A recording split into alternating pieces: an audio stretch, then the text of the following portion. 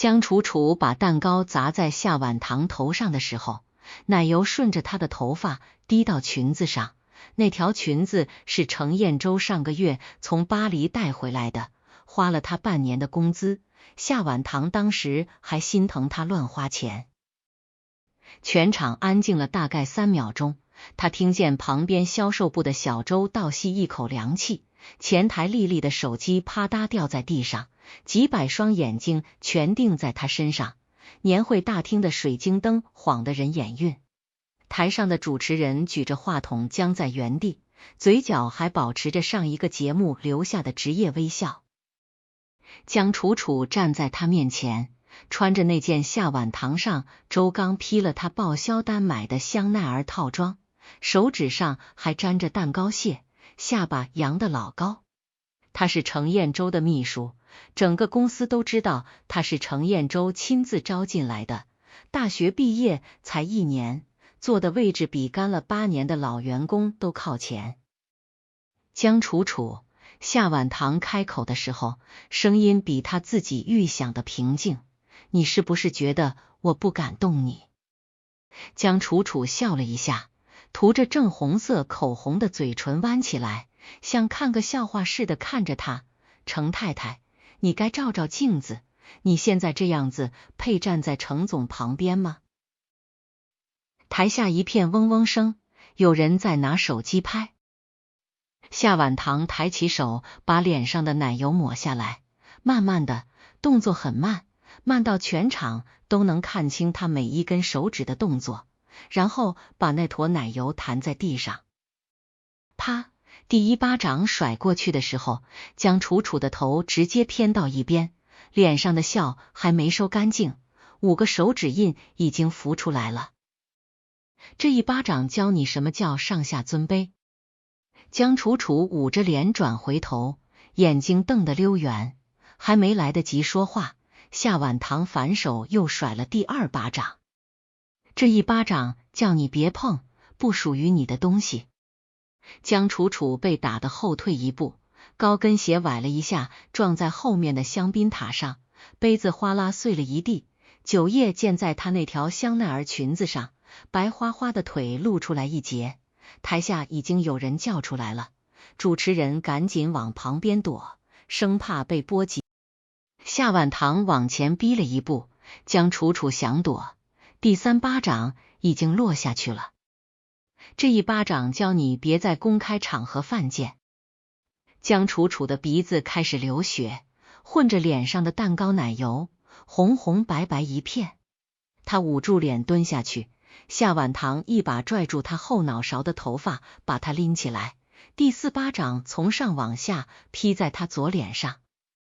这一巴掌替我身上这条裙子打的。江楚楚已经开始哭了，眼泪把脸上的妆冲得乱七八糟，他张着嘴想喊，第5巴掌结结实实落在他右脸上，把他整个人打翻在地。这一巴掌打你不知死活。夏晚堂站在原地，看着瘫倒在地上的江楚楚，他全成一团，浑身发抖，香奈儿套装上全是酒渍和血迹。夏晚堂转了转手腕，掌心火辣辣的疼，但心里面那个窝了半年的火总算是透了一口气出来。台下安静的能听见中央空调的风声。就在这时，他听见后面传来一阵急促的脚步声，皮鞋踩在大理石地面上啪啪啪的响。住手！程砚洲从舞台侧边冲出来，他今天穿的那套深蓝色高定西装，领带有点歪，头发也乱了，跟平时那种一丝不苟的样子完全两样。他跑过来，没看夏晚堂一眼，直接蹲下去扶江楚楚。楚楚，楚楚，你怎么样？江楚楚扑进他怀里，哭得撕心裂肺。哥，他打我，他当众打我。夏晚堂耳朵里嗡的一声，哥。程砚洲抬起头看他，眼神里全是红血丝，那个表情他认识，他每次熬夜改方案的时候就是这种表情。但这一次他看他的眼神像在看仇人。夏晚堂，你疯了？他声音发紧。夏晚堂盯着他，从他怀里搂着江楚楚的姿势，到他替江楚楚擦血的那个动作，再到他喊楚楚时候嘴角的抽搐。半年了，他一直在给他找借口，加班、应酬、项目压力大，他甚至替他瞒着他妈说他对他很好。程砚洲，夏晚堂往前走了一步，鞋跟踩在碎玻璃上，嘎吱响。你刚才让他叫你什么？程砚洲把江楚楚扶起来，江楚楚整个人挂在他身上，脸埋在他胸口，肩膀一抽一抽的。他看着他，深吸了一口气，然后在几百双眼睛的注视下，膝盖一弯，跪了下去。夏晚堂，算我求你。夏晚堂的手指猛地攥紧了。程砚洲跪在他面前，西装裤沾上地上的酒液和奶油，他仰头看他，那个眼神他太熟悉了。他认识他7年，结婚3年，他每一次有求于他的时候都是这个眼神，但他没想到，他第一次当众下跪是为了另一个女人。你知道她是谁吗？程砚洲的声音在发抖。她是我妹妹。夏晚堂看着他的脸，突然笑了一下，笑出声来了。那种笑连他自己都觉得陌生，从喉咙里挤出来，带着一股腥味。程砚洲，他弯下腰，对上他的眼睛，声音压得很低，低到只有他们3个人能听见。你爸死那年，我陪着你守灵守了3天3夜，你家有几个亲戚几条狗，我比你清楚，你哪来的妹妹？程砚洲的眼神闪了一下，江楚楚从他怀里抬起头，眼泪汪汪的看着他。夏晚堂姐，我真的是砚洲哥的妹妹，同父异母的。你闭嘴！夏晚堂直起身，眼睛没离开程砚洲。台下的窃窃私语声越来越大，他能听见有人在说私生女，程总居然有妹妹之类的话。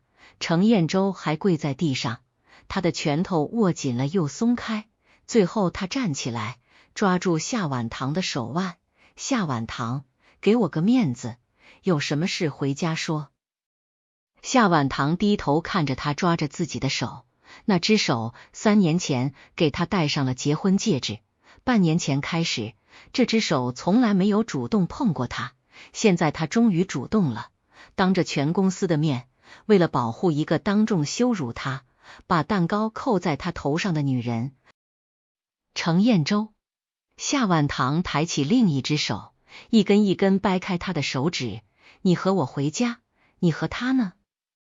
程砚洲的脸色变了一下，江楚楚在旁边小声哭，声音细得像猫叫。砚洲哥，算了，是我不好，我不该惹夏晚堂姐生气。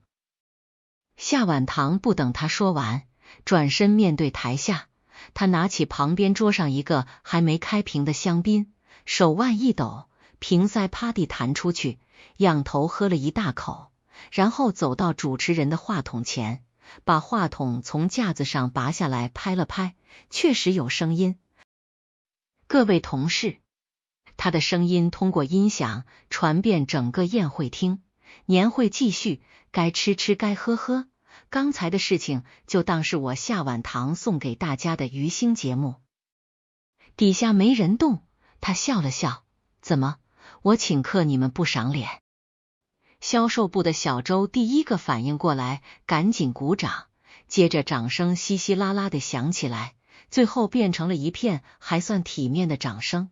音乐重新响起来，主持人战战兢兢的走上台，声音都在抖。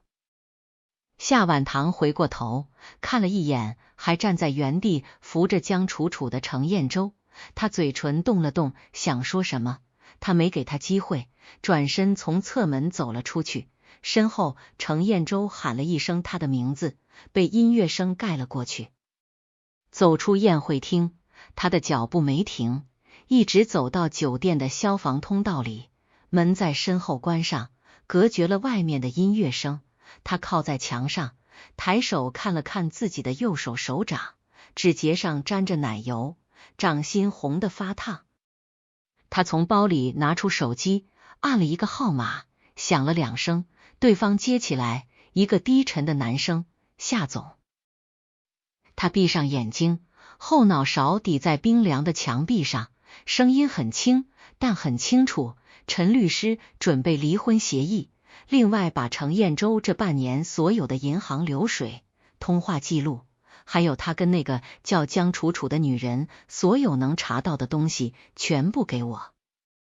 电话那头沉默了1秒，明白。他挂了电话，把手机放进包里，低头看了看身上的裙子，奶油已经干了，结成一层腻腻的壳。他直起身，推开消防通道的门，朝电梯走去。电梯门开的时候，手机又响了，屏幕上跳出妈字，他盯着那个字看了2秒，按了挂断。现在还不是解释的时候。电梯下行，他对着电梯里的镜子把头发重新绑好，擦了擦脸上的奶油痕迹，理了理衣领。门打开的时候，他走出去，酒店大堂的人看他一身狼狈，纷纷侧目。他目不斜视，从包里掏出墨镜戴上，推开旋转门。外面的风猛地灌进来，把裙子上的奶油味吹散了。他拨了另一个号码：阿威，把车开过来，再帮我做一件事，查一下程彦洲他爸生前的所有医疗记录，尤其是血型。车子开出去不到10分钟，陈律师的电话就回过来了。夏总，查到了。陈律师的声音一贯的稳，但他听得出来，他语气里压着一丝怒意。程彦洲，他父亲程长风血型 A 型，他母亲周慧兰血型 O 型，程彦洲本人血型 A 型。夏晚堂嗯了一声，等他继续说。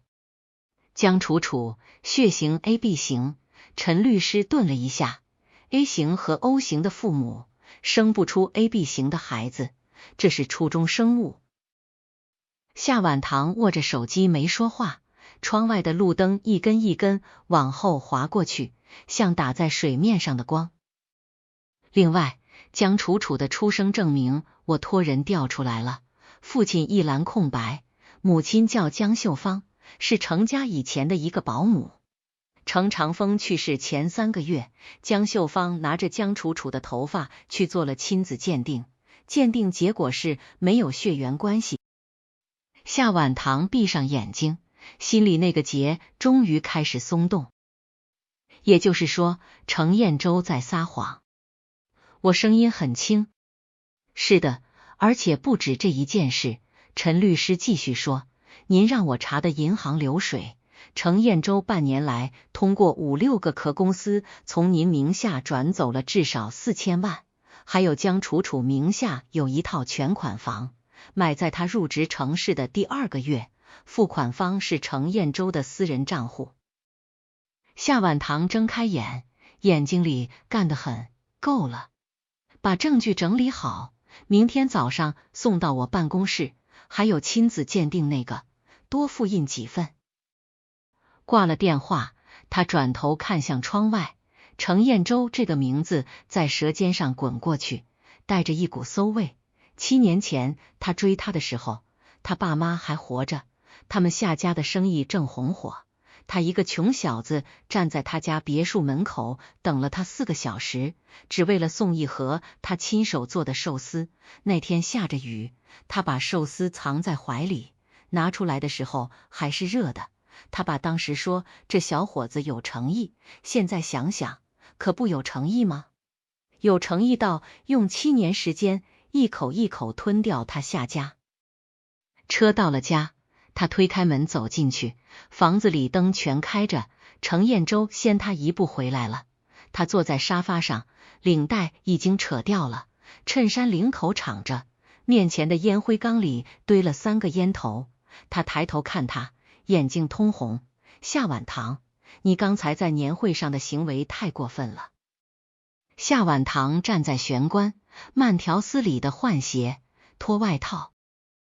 楚楚是我妹妹，血缘关系我还没来得及跟你说。程彦舟站起身，朝他走过来，可你居然当着全公司人的面打她，你知不知道这对她的名誉造成了多大伤害？她一个刚毕业的姑娘，以后怎么在公司待？夏晚堂把外套挂在衣架上，转过身看他，他还在说，我知道你一时接受不了，但楚楚真的是我爸的女儿，我妈也知道这件事，只是一直没对外说。夏晚堂，你能不能不要总把人往坏处想？他走到他面前，和他之间隔了不到半米，他还想说什么，他抬手打断了他。程彦舟，江楚楚的血型是什么？他愣了一下，你问这个干什么？你就告诉我他是什么血型。程彦舟皱着眉，犹豫了一下， AB 型吧。怎么？他跟你说了？夏晚堂笑了一下，嘴角扯起来，带着一股凉意。那你爸呢？你妈呢？你爸 A 型，你妈 O 型，从生物学角度，他们俩生不出 AB 型的孩子。程彦舟，你连初中生物都没学明白，就敢拿私生女当剧本。程彦舟的脸刷地白了，他嘴唇动了动，半天没发出声音，然后猛地转过身去拿手机，手指在屏幕上划了几下，拨了个电话。妈，江楚楚，他妈当年到底什么情况？他的声音开始抖，连尾音都在发颤。电话那头，赵慧琴说了什么他听不清，只看见程彦舟的身体一点点僵住，最后手机从他手里滑下来，砸在地板上，啪的一声。他慢慢回过头，脸上的表情复杂的让他想笑，震惊、愤怒、不可思议，还有那种计划被打乱之后的慌张。夏晚堂，你什么？夏晚堂往前一步，抬头看着他，声音不高，但每个字都砸得清清楚楚。你当众跪下求我别打他，说她是你妹妹，结果呢？她是个冒牌货，你被你自己的谎言当众拆穿。程彦舟，你演戏演到最后一刻，连你妈都不配合你。他伸出手想抓他的胳膊，夏晚堂，你听我解释，我一开始真的以为。夏晚堂侧身躲开他的手，从包里抽出陈律师发来的文件复印件，拍在他胸口。这是江楚楚的出生证明，这是他妈和程长风的亲子鉴定报告，这是你过去半年转走4000万的流水，这是你给江楚楚买全款房的凭证。他每说一句，他的脸就灰一分。程彦舟，你还有什么想解释的？他抓着那几张纸，纸在手里抖得哗哗响，眼睛越瞪越大，最后他抬起头，声音嘶哑，你调查我？怎么，只许你查我家的账，不许我查你的？夏晚堂冷笑一声，从他身边走过去，在沙发上坐下。他追过来，绕过茶几，在他面前蹲下来，像条没了主意的狗。夏晚堂，你给我听好了，那些钱是投资，不是转移。是吗？他打断了他，因为夏晚堂把手机屏幕举到了他眼前，屏幕上他和一个女人开房的记录清清楚楚，时间和地点列得整整齐齐，最早的一次在4个月前，最晚的一次就在上个星期三。这些酒店都是你加班的地方。夏晚堂把手机收回来，不给他碰的机会。程彦舟彻底瘫坐在地上，衬衫皱成一团，脸上的表情像是被人抽掉了骨头。程彦舟，我夏晚堂这3年怎么对你，你心里清楚。我爸把公司交给我，我让你进核心管理层，把半副身家压在你身上，你在外面玩，我可以睁一只眼闭一只眼，但你玩到我头上，还联合一个野女人当众羞辱我。他顿了顿，身子往前倾，声音轻得发狠，你猜猜你的下场会是什么？电话又响了，还是他妈。这次他接了起来，还没等他说话，电话那头他妈的声音又尖又急：婉婉，你在哪儿？程怀安他妈刚给我打电话，说你把一个叫楚楚的女孩子打了，还说怀安跪下来求你，你都不原谅，到底怎么回事？夏婉堂按了免提，把手机放在茶几上。妈，他语气平静，程彦洲出轨了，跟他的秘书江楚楚，半年赚了4000万出去，还把人带到我年会上，当众给我难堪，我打他5巴掌算轻的。电话那头安静了3秒，然后他妈的声音变成了一连串的尖叫，夹杂着他爸的名字，说他爸当年看走了眼，说程彦洲不得好死。夏婉堂把免提关了，拿起手机走到一旁：妈，我没事，我明天回家看您，您别打电话给程家，这件事我会处理。另外，把家里那份爸爸留下的文件找出来，我要用。挂断电话，他转身看着还坐在地上的程彦洲，他抬起头，眼睛红得厉害，像是终于回过神来了，四肢并用地爬到他脚边，一把抱住他的腿，额头贴在他膝盖上，声音带着哭腔：夏婉堂，别离婚，我求你别离婚，我知道错了，我鬼迷心窍，你让我做什么都行。夏婉堂低头看着他，这个他认识7年的男人，他当初追他的时候也这样抱着他的腿，求他给他机会。7年过去，他一点没变，还是那副没出息的样子，只是表演的戏码从追求变成了求饶。他弯下腰，伸出手抬起他的下巴，让他看着他的眼睛。程彦洲，晚了。他抽回腿，转身朝2楼走去。身后程彦洲喊他的声音越来越远，越来越模糊，最后变成一片含混的噪音，像条被关在笼子里的野狗在叫。上楼进卧室，他反锁了门，在床边坐下，手机亮了一下，是陈律师发来的消息：程长风医疗记录原件已拿到，血型确认无误，将楚楚真实生父身份查出程长风的司机。夏婉堂对着那条消息看了很久，然后把手机扣在床上，嘴角慢慢弯起来。程彦洲，为了一个保姆生的野种，你跪在全公司面前，把夏家的脸扔在地上踩。明天我要你把那张脸捡起来，一口一口吃回去。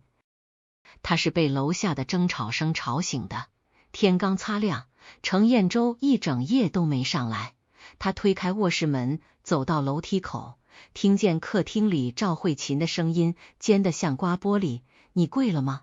程彦洲，你当众跪了，我养你这么大，教你的是这些。程彦洲的声音又低又哑，他手里有证据。什么证据？不就是几个钱的事吗？你把钱填回去不就完了？赵慧琴拍着什么东西啪啪响，他现在人呢？去把他叫下来，我来跟他谈。夏婉堂理了理睡袍的带子，不紧不慢地走下楼梯。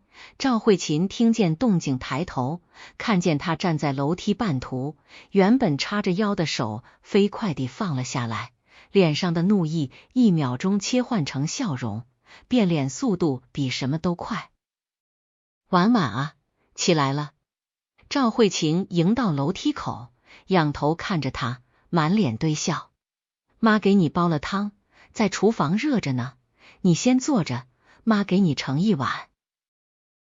夏婉堂站在楼梯上没动，这些年他给他买包买首饰，逢年过节红包给的比谁都厚，他见了他从来都是这副笑模样，以前觉得是热络，现在再看，每一道褶子里都写着4个字：吃人嘴软。妈。夏婉堂走完最后一级台阶，淡淡的叫了一声。哎，赵慧琴像是得了什么天大的信号，赶紧来拉他的手。婉婉啊，昨天的事怀安都跟我说了，是他糊涂，回头我好好收拾他，但家丑不可外扬，你说是不是？咱们自家人关起门来，有什么不能解决的？夏晚堂抽回手，径直走到沙发坐下，程砚洲坐在对面，眼袋快掉到颧骨了，一看就是一夜没睡。他旁边放着一个行李箱，拉链没拉严，露出一角西装袖子。这是要出差？夏晚堂朝行李箱抬了抬下巴。赵慧琴抢先一步，没有。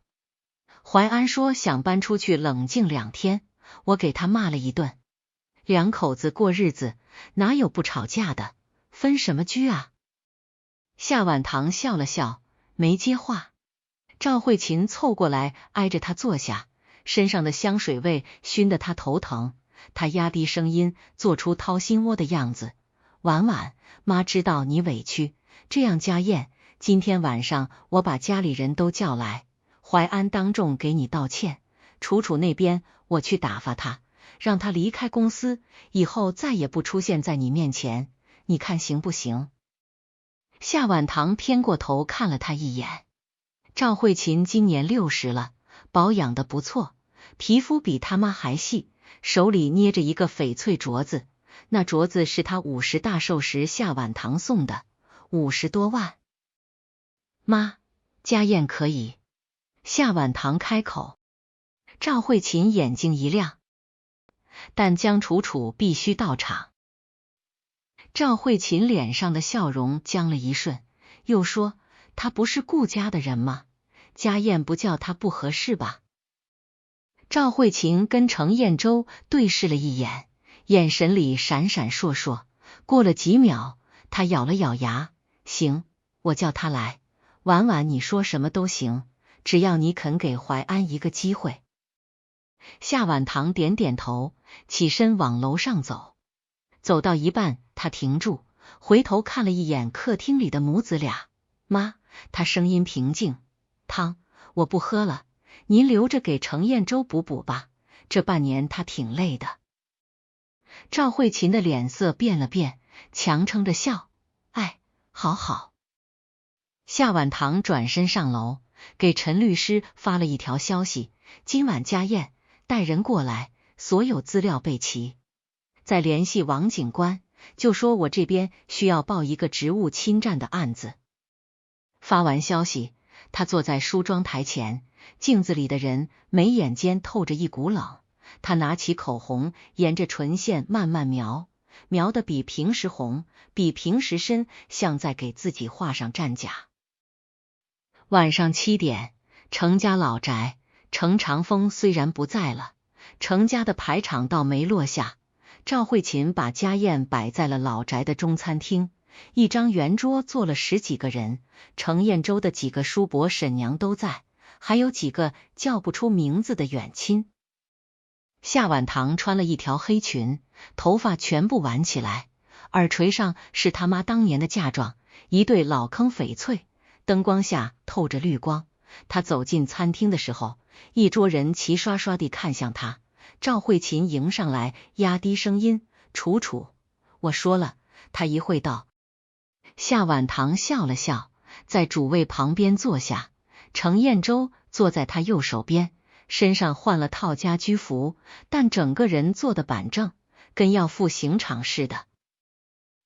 酒过3巡，赵慧琴站起来，端着一杯酒，清了清嗓子：今天把大家叫来呢，是为了昨天的事。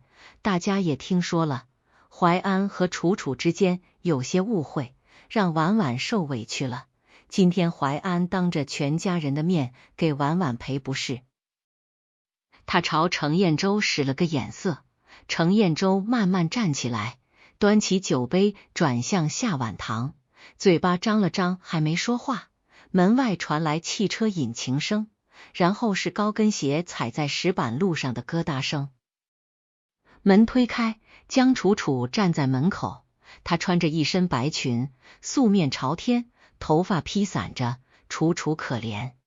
她身后还跟着她妈江秀芳，那个曾经的程家保姆，50来岁的女人，佝偻着背站在门口不敢进来。江楚楚一进门就眼泪汪汪的看向夏晚堂，然后扑通一声跪了下去，跪在门口，声音带着哭腔：夏晚堂姐，我来给您赔罪，千错万错都是我的错，您要怪就怪我，别为难淮安哥和赵阿姨。他哭的那叫一个情真意切，一屋子人的目光全都落在他身上。夏晚堂拿起桌上的餐巾，慢悠悠的擦了擦嘴角，没有看他，而是转向赵慧琴：妈，您安排的这出戏排了多久？赵慧琴脸色一僵：婉婉，你说的什么话？楚楚她。夏晚堂抬手打断他，从旁边的包里抽出厚厚一叠文件，往桌上一甩，纸页散开，满桌都是。各位叔叔伯伯婶婶阿姨，他站起来，声音清楚。程砚洲说江楚楚是程长风的私生女，我请人查了，这是江楚楚出生证明，父亲栏空白，这是江秀芳和程长风的亲子鉴定，没有血缘关系，这是江楚楚真正的生父程长风的司机张大勇的 DNA 比对结果。满座死寂，江楚楚跪在地上，脸色一点点变白，连哭都忘了。夏晚堂转过头看着他，微微弯腰，声音很轻，但每个人都听得见。江楚楚，你不是程家的种，你妈偷人偷到程家的司机身上，连个名分都没混上，你拿着一份伪造的私生女身份，从程砚洲手里拿了4000万，你猜法律上管这个叫诈骗，还是叫职务侵占？江楚楚瘫坐在地上，浑身哆嗦，嘴唇嗫嚅着，一个字都说不出来。突然，门口传来一声闷响，江秀芳整个人直挺挺的倒了下去，脸色乌青，像死了一样。旁边的亲戚尖叫起来，场面瞬间乱成一团。而赵慧琴站在原地，手还保持着拿酒杯的姿势，脸色从红变白，从白变灰。手指一松，杯子掉在地上，摔得粉碎。他眼睛往上一翻，捂着胸口，直挺挺往后倒，正正砸在身后的椅子上，发出巨大的响声。快打120，来人啊！程砚洲冲过去扶他母亲，一群人围上去，乱糟糟的一片。夏晚堂在混乱中拿出手机，对着门外候着的陈律师点了点头，然后俯身到赵慧琴耳边，用只有他们2个人能听见的声音说：妈，您也累了，后面的事我替您看着办。赵慧琴眼珠子动了一下，嘴角抽了抽，却一个字都说不出来。夏晚堂直起身，环视着这满室的狼藉，突然觉得前所未有的轻松。医院走廊里的消毒水味冲得人鼻黏膜发酸。赵慧琴被送去了私立医院的 VIP 病房，程砚洲在抢救室门口来回走，皮鞋跟敲着地砖，像只被困住的耗子。江秀芳被送到另一层，江楚楚跟着去了，走的时候连看都不敢看夏晚堂一眼。夏晚堂坐在走廊尽头的长椅上，给陈律师发消息，让他把文件整理成电子版，明天一早投给所有跟夏氏有合作关系的公司。正打着字，程砚洲走过来了，他停在他面前，遮住了头顶的白炽灯光。夏晚堂，你满意了？他的声音压得很低，从牙缝里挤出来，我妈现在躺在里面，你非要闹到这个地步。夏晚堂抬起头看着他，把手机慢慢收进包里，站起身。程砚洲比他高半个头，他仰着头看他，目光却没半点退让。程砚洲，你妈躺进去是因为她自己心脏不好，我打江楚楚那5巴掌，可没打在你妈身上。他一把抓住他的手腕，力气大得发狠，你到底想怎样？钱，我把钱补回来，江楚楚我送走，送得远远的，公司我辞职，什么都给你，这样总行了吧？夏晚堂看着他的手，青筋暴起，指节泛白，你抓疼我了。他声音很轻。他松开手，胸口起伏的厉害，像条濒死的鱼。夏晚堂揉了揉手腕，从包里拿出一个 U 盘，举到他眼前。程彦洲，这里面有一段录音，你书房里的监控，3个月前我自己装的。你每天晚上在书房打电话说的那些话，每一句我都听得清清楚楚。他的脸色刷地白了，嘴唇哆嗦，眼睛死死盯着那个 U 盘。夏晚堂笑了笑，把 U 盘塞回包里。你很好奇我还听到了什么？程彦洲后退一步，被撞在墙上，发出沉闷的一声响。我听到你跟你的老情人顾曼青打电话，你说娶夏晚堂不过是为了他家的公司，等他爸妈留下的股份一到手就让我滚出家门。你说夏晚堂蠢得可怜，他爸把公司交给他，他还以为找到了真爱。程彦洲的喉咙动了一下，声音像从嗓子眼里挤出来的。你什么时候？3个月前，夏晚堂说，我给了你3个月，等你自己回头。结果你变本加厉，连个保姆生的野种都敢带到年会上来当我面演戏。程彦洲，我给过你机会了，是你自己不要。他猛地蹲下去，双手抱着头，手指插进头发里，身体抖得像筛糠。我可以解释，夏晚堂，你听我解释那些话，那些话是气话，我喝多了说的。我错了，我真的知道错了。晚了，夏晚堂低头看着他，像看一堆垃圾。程彦洲，你记得我为什么嫁给你吗？因为你当初对我好，所有人都说你配不上我，只有我觉得你值得。我现在才明白，你当初对我的好都是装的，你装了7年不累吗？他抬起头，眼睛红得吓人，眼泪顺着脸颊往下淌，嘴角抽搐着，整个人像条被抽掉脊梁的狗。夏晚堂，他喊他的名字，声音嘶哑，带着哭腔，我真的爱你，至少一开始是真的。夏晚堂转过身，不想再看他的脸，那副嘴脸看了7年，早该看够了。你爱的是夏家的钱，他一边走一边说，声音不高，却在空荡荡的走廊里格外清晰。程彦洲，明天去公司办手续，辞职信不用写了，我会直接解雇你。他还在身后喊，他没回头。穿过医院大厅，夏晚堂看见江楚楚从电梯里出来，江楚楚看见他像见了鬼似的往后退，后腰撞在导诊台上，手忙脚乱地挡住脸。夏晚堂走过去，脚步没停，经过他身边时轻声说了一句，你妈醒了，让她把知道的都说出来，能少判几年。江楚楚浑身一颤，跌坐在地上。夏晚堂推开医院的玻璃门，外面的风一下子灌进来，冷得人清醒。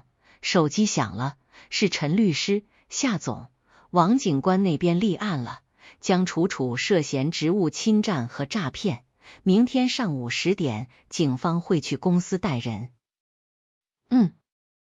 顾曼青那边呢？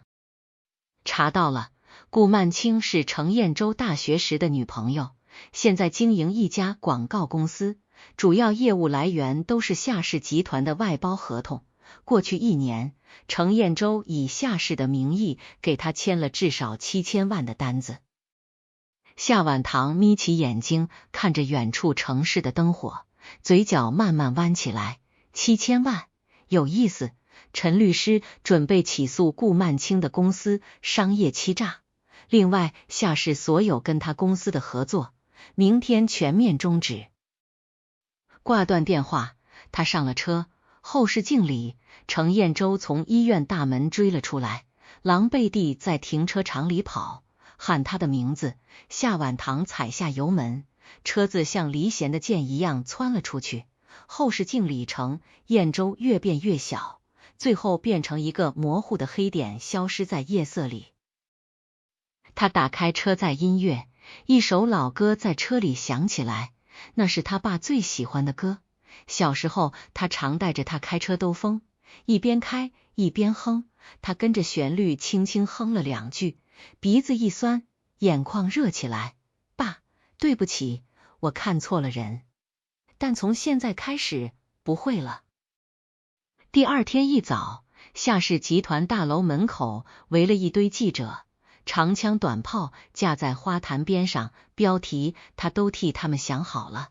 夏氏千金年会大打出手，婚姻破裂，内幕曝光之类的。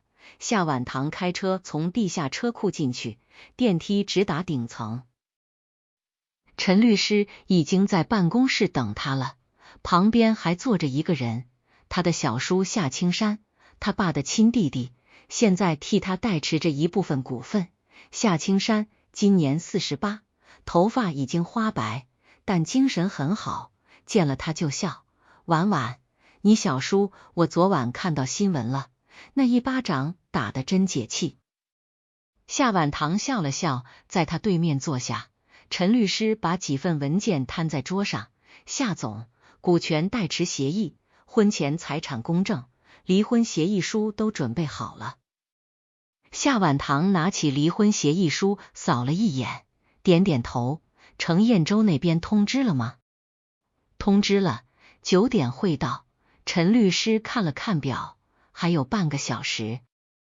夏晚堂端起杯子喝了一口水，心里没有一丝波澜。3年婚姻到这一步，连一丝不舍都没有。原来人死心之后，什么情绪都会变得很淡。9点整，程彦洲推门进来了。他换了正装，头发梳得齐整，但脸色蜡黄，眼睛下面2个乌青，一看就是一夜没睡。他进来先看了夏青山一眼，嘴角抽了一下，然后在他对面坐下。夏晚堂，当着叔的面，我再问你一遍，真的要离？夏晚堂没理他，把离婚协议书推过去，签字。程彦洲低头看着那份文件，翻了2页，脸色越来越难看。他猛地抬头，手指着其中一页，净身出户。夏晚堂，你让我净身出户？我这些年为夏氏付出了多少？你让我净身出户？夏青山在旁边冷笑一声，你付出了什么？付出了你的小秘书，还是付出了你的老情人？程彦洲被噎了一下，脖子涨红。夏晚堂靠在椅背上，不紧不慢地说，程彦洲，你知道婚前财产公证的效力，夏氏集团的股份是我爸留给我的，跟你没有关系。婚后你所有的收入都来自夏氏给你开的工资，你暗中转走的4000万，每一笔都有记录。他张了张嘴没说话。离婚协议只是第一步。夏晚堂继续说，4000万，我有完整的银行流水和转账记录，这是你婚内转移夫妻共同财产。我起诉离婚的话，你不仅拿不到1分钱，还要把那4000万吐出来。另外，江楚楚拿你的钱买的房子，因为资金来源属于夫妻共同财产，我也有权追回。程彦洲额头上冒出细密的汗珠。还有，夏晚堂站了起来，走到落地窗前，看着外面的城市，声音不急不缓，你跟顾曼青的事情我已经查清楚了。过去1年，你以夏氏名义给他签了7000万的合同，这里面多少是真实业务，多少是利益输送，你自己心里清楚。我已经让陈律师报案了，商业欺诈，你猜你会不会跟江楚楚一起进去？身后安静了几秒，然后他听见椅子倒地的声音，他转回身，看见程彦洲跪在地上，膝盖砸在地砖上，眼泪鼻涕一起流下来，整个人狼狈的不成样子。夏晚堂，夏晚堂，我求你了，你要我做什么都行，别让我进去，别告我，我错了，我千错万错都行，我签字，我净身出户，我什么都不要了，你放过我。夏晚堂看着他，这场面跟昨天年会上何其相似，只是那时候他跪着求他别打江楚楚，现在他跪着求他别告他。他弯腰把地上的椅子扶起来，然后从桌上拿起笔，走到他面前，把离婚协议书放在他膝盖上，那就签吧。他哆哆嗦嗦地拿起笔，手抖得厉害，字都写不成形。最后他签完，整个人瘫在地上，像条被抽干了的鱼。陈律师上前收好文件，递给夏晚堂看。他扫了一眼，折好放进了包里。程彦洲，夏晚堂低头看着他，你从今天起跟夏家没有关系了，你的东西我会让人打包送到你妈那里，还有你的那个妹妹，今天上午警察会去公司带走她，你要是有心，替她请个律师。程彦洲躺在地上，双眼空洞地望着天花板，嘴巴张着却发不出声音。夏晚堂穿上外套，对夏青山说：“小叔，送他出去。”夏青山点点头，拎着程彦洲的衣领把他拽了起来。程彦洲像摊烂泥一样被拖着往外走，经过门口时，他突然死死抓住门框，转过头看他，声音嘶哑的像破锣：“夏晚堂，一日夫妻百日恩。”夏晚堂看着他，笑了一下：“你当初算计我的时候，怎么不想想这句话？”夏青山一把掰开他的手指，把他拖了出去。门关上的瞬间，夏晚堂听见程彦洲在走廊里哭嚎，声音越来越远。他重新坐回椅子上，看向陈律师：“走吧，下面还有一场。”夏氏集团大会议室，中层以上管理干部全到齐了，40多号人坐在长桌两侧，个个表情复杂。夏晚堂和陈律师、夏青山站在主位后面，大屏幕上打出了程彦洲和江楚楚涉案的关键证据。各位，他开口，会议室瞬间安静。今天宣布几件事：第一，我和程彦洲已经正式离婚，他不再是夏氏集团的任何职务。第二，江楚楚涉嫌职务侵占和诈骗，今天上午被警方带走。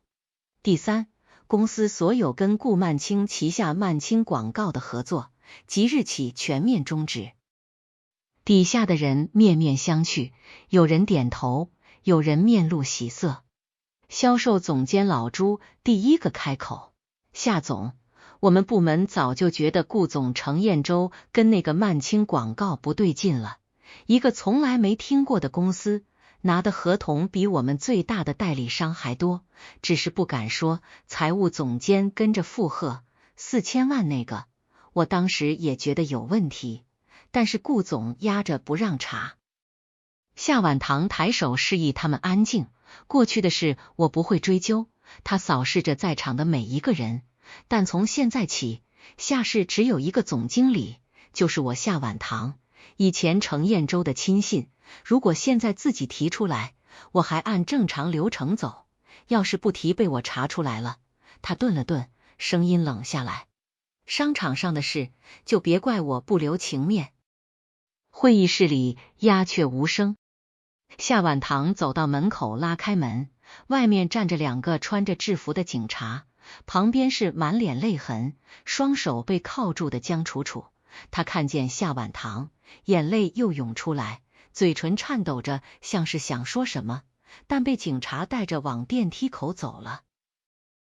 夏晚堂站在会议室门口，目送着他被带走。身后夏青山拍了拍他的肩膀：“你爸要是看见你现在这个样子，会骄傲的。”夏晚堂扯了扯嘴角，没说话，鼻子里有点酸，但他忍住了。现在还不是哭的时候，顾曼青还在外面，那个女人比程彦洲厉害得多。江楚楚被带走的新闻当天就上了本地热搜，程彦洲从夏氏离职的消息跟着一起爆了出来，网上铺天盖地，有骂程彦洲的，有心痛他的，但最多的是在猜那个曼青广告的顾曼青到底是谁。夏晚堂坐在办公室里，翻着陈律师刚送来的资料，一页一页看过去，越看越觉得顾曼青这个女人不简单。从大学开始，顾曼青就是程砚洲的女朋友，两人在一起4年，后来程砚洲突然跟他在一起，顾曼青从此消失在了他的生活里，至少表面上消失了，但实际上顾曼青毕业之后开了一家广告公司，从一开始的5、6个人发展到现在的30多人，公司规模不大，但赚的钱不少，其中70%以上的业务都来自夏氏的外包合同，这些合同全部是程砚洲签的字。陈律师，这些合同里面有多少是真实执行了的？他抬头问。陈律师推了推眼镜，根据初步调查，至少有1半是空壳项目。顾曼青的公司报一个策划案，夏氏打款，然后项目就再也没有下文，广告投放量、渠道数据全是假的。夏晚堂点点头，那这些假合同的钱最后去了哪里？陈律师翻到最后一页，推过来一张银行流水。曼青广告对公账户的钱，一部分转到了顾曼青的个人账户，一部分转到了海外一家离岸公司，这家离岸公司的实际控制人还是顾曼青。夏晚堂盯着那张流水，心里盘算了一下，5年时间，他拿了夏氏多少钱？初步估算，不低于2个亿。夏晚堂笑了笑，笑得挺温柔。2个亿，我爸辛苦一辈子打下来的江山，被这对狗男女像掏口袋一样往外搬。他合上资料，站起身，走去会会他。顾曼青的公司开在城北一栋写字楼里，装修得很有格调，墙上挂着各种10家广告公司的奖牌。前台小妹把他领进会议室的时候，顾曼青已经坐在里面了，煮着茶，一副从容不迫的样子。他长得好看，瓜子脸，皮肤白，长发披在肩上，穿一件米白色的西装裙，浑身上下透着一种优雅知性的气质，跟江楚楚那种小狐狸精不同，顾曼青看起来像个有脑子的人。夏小姐，她站起来，脸上挂着得体的笑，久仰了。夏晚堂没伸手，拉开椅子坐下，把包放在桌上，看着他。顾曼青也不尴尬，重新坐下，给他倒了一杯茶，推过来，听说程砚洲跟你离婚了，恭喜你脱离苦海。夏晚堂端起茶，闻了闻没喝，又放下。顾曼青，你从夏氏拿了2个亿，就请我喝这种茶。顾曼青倒茶的手顿了一下，随即笑得更深了。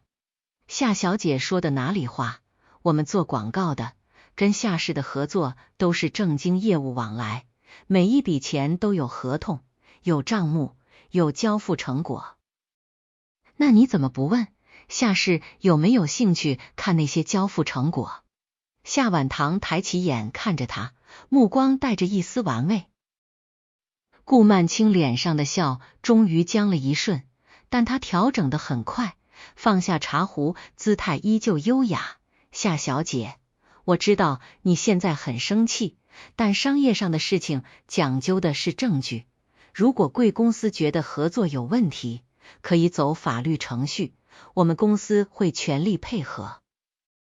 夏晚堂点点头，从包里抽出一份文件放在桌上，这是曼青广告过去3年跟夏氏集团所有合同的原件复印件，一共173份，我已经让第三方审计师核过了，其中89份是空壳项目，没有实际交付，涉及金额1亿7千万。顾曼青的脸色终于变了，这些合同上的签名，程砚洲已经承认是他签的。夏晚堂看着他，但他说这些项目全部是你受益的，你猜他为了自保，会不会把所有的责任都推到你头上？顾曼青的手指收紧，指甲抠进了掌心。另外，我还查到夏晚堂继续说，声音慢悠悠的，曼青广告跟江楚楚之间有一笔200多万的资金往来，就在半年前。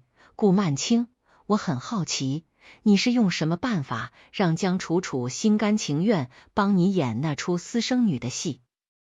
顾曼青沉默了片刻，嘴角慢慢弯了起来，眼神却冷得像冰。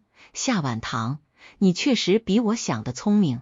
他的声音变了，不再装了，透出一种从未在电话录音里听过的阴冷。但你知道吗？这一切从程彦洲认识你的那一刻起，就是个局。夏晚堂挑了挑眉，示意他继续。程彦洲当初追你，是我让他去的。顾曼青端起茶抿了一口。我家庭普通，供我读书已经掏空了家里。我告诉怀安，只要他接近你，拿到夏家的资源，我们就能一起翻身。他一开始不愿意，后来听说你家有多少钱，就同意了。他笑了一下，带着一丝嘲讽。你们夏家真的有钱，有钱到让人眼红。夏晚堂的手在桌下攥紧，脸上却不动声色。所以这7年，你们一直在背后操控程彦洲，吸夏氏的血。他声音平静。顾曼青放下茶杯，直视着他，各取所需。程彦洲是颗好棋子，他演技好，够细心，把你哄得团团转。只是他蠢，被一个江楚楚搞坏了事。不过没关系，钱我已经拿到了，就算夏氏追查起来，法律程序走个3、5年，我耗得起。夏晚堂看着他，慢慢笑了起来。顾曼青，你有没有想过，你觉得自己聪明，但别人可能比你更聪明。顾曼青的笑容顿了一下。夏晚堂拿出手机放在桌上，屏幕上显示着录音界面，已经录了10分钟。顾曼青的脸色刷地白了，猛地站起来，伸手去抢手机。夏晚堂比他更快，把手机拿回来，站起身退后一步。晚了，他笑着说，你说的每一个字都录下来了，加上之前程彦洲书房里的录音，还有陈律师手上那些财务证据。顾曼青，你不是耗得起吗？那我们就看看法院会不会陪你慢慢耗。顾曼青站在原地，脸上的优雅彻底碎裂，胸口剧烈起伏着，眼睛里的恨意像要滴出来。夏晚堂收起手机，转身朝门口走去。走到门口时，他停下来，没有回头，但声音清楚，你从夏氏拿走的每一分钱都会吐出来，你的公司，你的房子，你的车，包括你身上这件衣服，都会变成夏氏的资产。顾曼青，你最好趁现在好好感受一下你奋斗来的这一切，因为很快他们就全没了。拉开门，他走了出去，身后顾曼青把茶壶狠狠砸在了门板上，碎裂声和他的尖叫声混在一起。电梯里，夏晚堂靠着墙壁慢慢呼出一口长气。这个女人果然够狠，但她比她更狠。3个月后，夏氏集团股东大会，顾曼青的案子开庭那天他没有去。陈律师回来告诉他，顾曼青在法庭上整个人都崩溃了，指认程彦洲是所有资金转移的主谋，要求从轻处理。程彦洲在被告席上破口大骂，最后被法警按住了。最终，顾曼青的公司被查封，财产全部冻结。他本人因为商业欺诈和职务侵占被判处有期徒刑8年。程彦洲作为从犯被判处3年。江楚楚因为配合调查，退还部分赃款，获刑1年6个月，缓期2年。而程彦洲转走的4000万，顾曼青卷走的1亿7千万，通过他的起诉和追缴，大部分都追了回来。夏氏集团的损失比预想的小得多。股东大会那天，夏晚堂穿了一身白西装，站在会议桌的最前面，大屏幕上亮着夏氏集团的最新财报，各项数据都在往上走。短短3个月，他砍掉了所有跟顾曼青相关的业务，重新整顿了管理层，把夏青山扶上了副董事长的位置。公司的股价不仅没跌，反而涨了3成。各位股东，他开口，声音平稳。过去半年，夏氏经历了不小的风波，我个人的婚姻问题给公司带来了影响，但我要谢谢各位的信任。今天开这个会，主要是宣布一件事，夏氏集团正式启动清风计划，所有中高层管理人员以后全部要接受年度审计，不允许任何一个人拥有不受监管的权利。掌声响起来，夏青山坐在他旁边，朝他点了点头。会议结束，夏晚堂最后一个走出会议室，手机响起来，是他妈。婉婉，电视里在播你那个股东大会，你穿那套白西装真好看。他妈的声音带着笑。3个月了，他的情绪总算缓过来了。晚上回家吃饭，小叔也来，妈给你做狮子头。夏晚堂笑了笑，好。挂断电话，他走到电梯口，电梯门正好打开。